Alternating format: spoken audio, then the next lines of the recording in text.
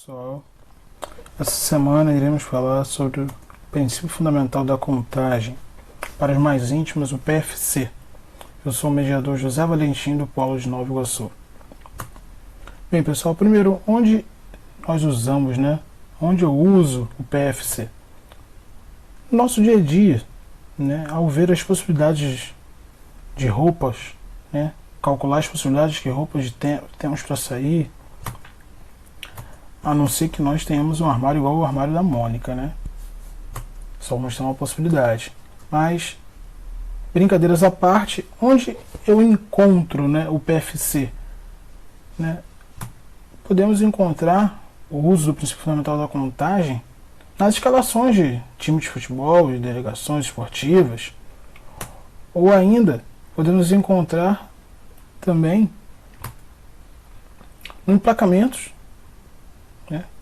de carros, a quantidade de placas possíveis de serem formadas, ou na loteria esportiva, para ganhar aí rios de dinheiro. Então, bem, pessoal, vamos entender o que ele significa. O princípio fundamental da contagem, para a gente poder entender o que ele significa, a gente precisa relembrar o que significa contar. Contar é o que? Determinar a quantidade de elementos de um conjunto de objetos. Veja bem, se temos conjuntos independentes, conseguimos contar separadamente os elementos de cada conjunto. E saber dizer a quantidade de possibilidades que conseguimos formar utilizando um elemento de cada um desses conjuntos é o princípio fundamental da contagem. Então, dá um exemplo para vocês entenderem como calcular. No meu aniversário, eu ganhei 2 camisetas e 3 bermudas. De quantas maneiras diferentes eu posso me vestir usando apenas esses presentes? Para não ficar repetindo roupa, A gente fazer combinações diferentes. Então, tá aí as 2 camisas que eu ganhei, uma da Argentina e uma da Nigéria. E as bermudas que eu ganhei, uma da seleção brasileira, uma do Real Madrid e outra do Messi. Vamos lá, pessoal. Intuitivamente, nós mentalizamos o quê? Se eu pego a camisa da Argentina, eu posso botar o short da seleção, ou eu posso botar o short do Real, ou eu posso botar o short do Messi. E se eu pegar a camisa da Nigéria, eu também vou poder pegar o short da seleção, o short do Real e o short do Messi. Na nossa imaginação, formamos o quê? Essas 6 combinações possíveis, O que está certo. Faz total sentido. Mas que conta que a gente está fazendo para chegar no resultado? Bem, vamos olhar de uma outra maneira. Na matemática, há uma coisa chamada diagrama de árvore, que é o que a gente está fazendo inconscientemente ali. Por quê? No primeiro momento, no primeiro estágio, nós declaramos a nossa primeira decisão. Nossa primeira decisão é o quê? Escolher a camiseta. Ou é da Argentina ou é da Nigéria. Já no segundo estágio dessa árvore, nós vamos fazer a nossa segunda decisão, que é o quê? A bermuda. Ou é da seleção, do Real Madrid ou é do Messi, independente da camisa que escolhemos. A união dessas decisões vão gerar o quê? Os resultados, as nossas possibilidades.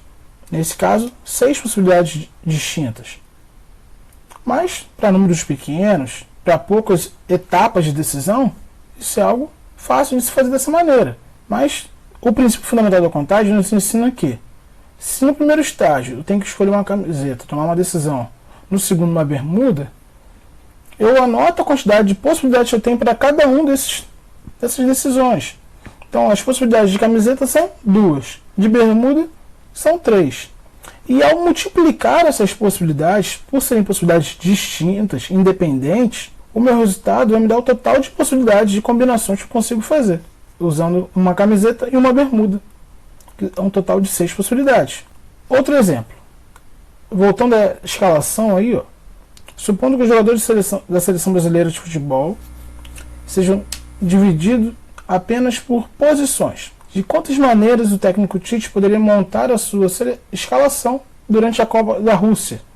Contendo um goleiro, 2 zagueiros, 2 laterais, 4 meios-campistas, 2 atacantes. Ou seja, também conhecido como esquema 4-4-2 para os amantes do futebol. Pessoal, vamos observar aí a lista de convocados. Temos que escalar o quê? 11 jogadores, certo? Para jogar. Temos aí 11 tracinhos. Bem, no primeiro, vamos colocar o quê? O goleiro. Nosso primeiro lateral, nosso primeiro zagueiro, nosso segundo zagueiro, nosso segundo lateral, né? Já que é o 4-4-2. Então, agora vamos seguir pelos 4 meio-campistas. E, por fim, a nossa dupla de atacantes. Certo? Quantas possibilidades temos de escolher o nosso goleiro? 3. Ou é o Alisson, o Ederson ou o Cássio. Já para o primeiro lateral a ser escolhido, temos o quê? 4 possibilidades. Se foram os 4 convocados. Vamos escolher um. Para o zagueiro, mesmo raciocínio. Temos a possibilidade de escolher qualquer um dos 4 convocados. Agora, para escolher o segundo zagueiro, temos que descontar o que já foi escolhido. O zagueiro que já foi escolhido. Então, sobram 3 possibilidades. A gente não tem como fazer uma dupla de zaga formada por Miranda e Miranda. Então, tem que ser o Miranda. Opa, se escolher o Miranda, tira o Miranda e vamos ver as outras opções. Marquinhos, Thiago Silva, Jeromel. No lateral, é o mesmo raciocínio. Se já escolheu o Marcelo, então vai ter que escolher entre o Felipe Luiz, o Fagner e o Danilo. No meio-campo, o raciocínio vai ser o mesmo. Então, inicialmente temos o quê? 7 possibilidades. Já escolheu um, então vamos ter o quê? 6 possibilidades. Depois de terem sido escolhidos 2, vamos ter 5. E por fim, vamos ter 4 jogadores disputando uma vaga. E na dupla de ataque, no primeiro momento, temos 5 atacantes à disposição. Ao escolhermos um, restam 4 para a segunda vaga. Ao fazer essa conta, nos deparamos com nada mais, nada menos do que 7.257.600 possibilidades de escalação dentro desses 23 atletas. É notório, né, que a gente não ia conseguir fazer um diagrama de árvore aqui, né? E assim, infinitas ramificações aí para poder chegar nesse número, certo? Com certeza iríamos nos perder. Então, não seria uma maneira prática. Primeiro, porque temos muitas etapas de decisão e os números também aumentaram, né? Então, quando a gente tem muitas etapas de decisão ou os números maiores, o diagrama de árvore não tem como ser feito. Temos que fazer pelo princípio fundamental da contagem. Bem, mais um exemplo de princípio fundamental da contagem. Desde setembro de 2018, coexistem 2 sistemas alfanuméricos de emplacamento. O atual, formado por 3 números e 4 letras, né? Começando com 3 letras, um número, mais uma letra e 2 números. E o anterior, que eram apenas 3 letras e 4 números, que começou em 1990. Com essa simples troca de um número por uma letra, o que aconteceu em relação à quantidade de veículos que podem ser emplacados? Observem que os dois são formados por 7 dígitos, só que um são 4 letras e 3 números e o outro são 3 letras e 4 números. Então, o que aconteceu, né? Aumentou ou diminuiu a quantidade de placas, esse sistema de emplacamento atual do Mercosul? Qual a razão entre a nova quantidade e a anterior?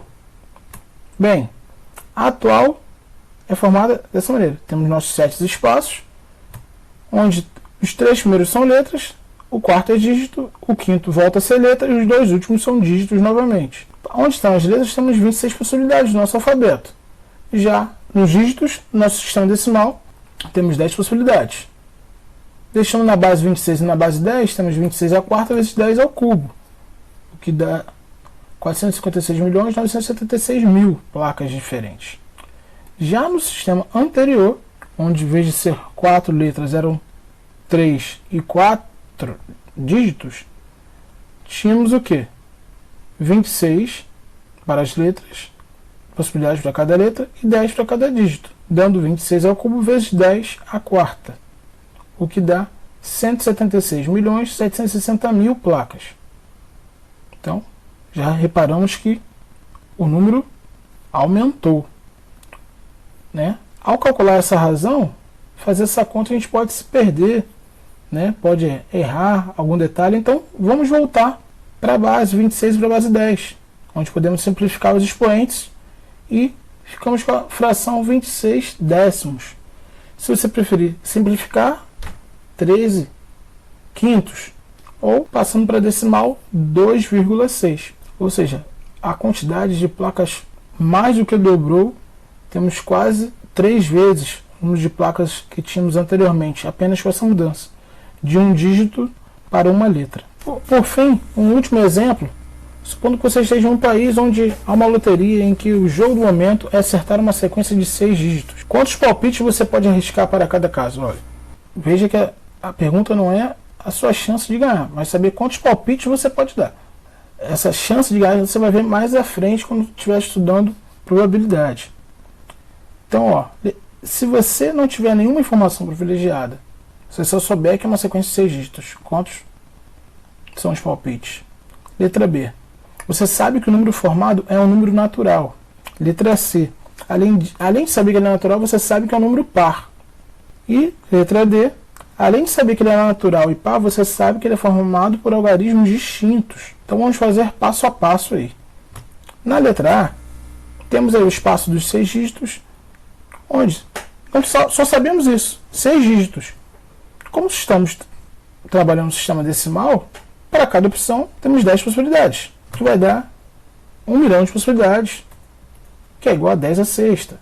Já no segundo caso, onde sabemos que o número é natural, há um detalhe muito importante aí. Se esse número é natural, o primeiro dígito não pode ser 0. Porque senão teríamos um número apenas com 5 algarismos de fato, que não contamos o 0 à esquerda. Então, restam agora 9 possibilidades para o primeiro dígito. E para os demais, continua a ser 10 possibilidades. Então já cai aí 100 mil possibilidades de palpite, né? Reduzindo para 900 mil palpites possíveis, né? 9 vezes 10 à quinta.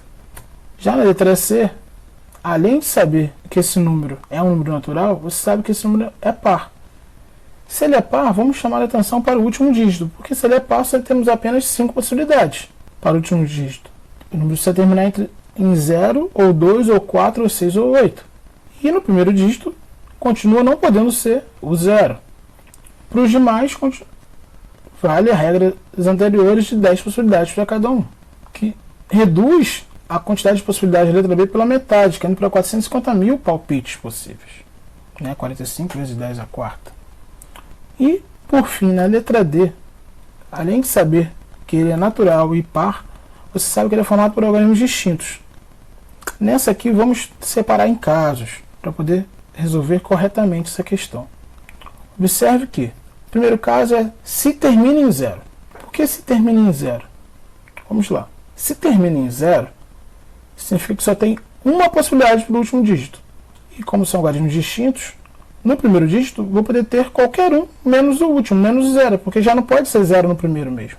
Já para o segundo dígito não pode ser nem que foi usado no primeiro, nem no último. Então vão ser 8. No terceiro, nenhum dos 3 que já foi usado. No quarto, nenhum dos 4 que já foi usado. E no quinto, nenhum dos 5 que já foi usado. O que vai dar um total de 15.120 possibilidades. Agora, se pegarmos todos os outros números possíveis de serem formados, ou seja, todos aqueles que não terminam em 0, que terminam em 2, ou 4, ou 6, ou 8, vamos ter 4 possibilidades para a última posição. E na primeira, além de não poder usar nenhum desses que foi usado na última posição, não vou poder usar o 0 também. Então vão restar 8 posições.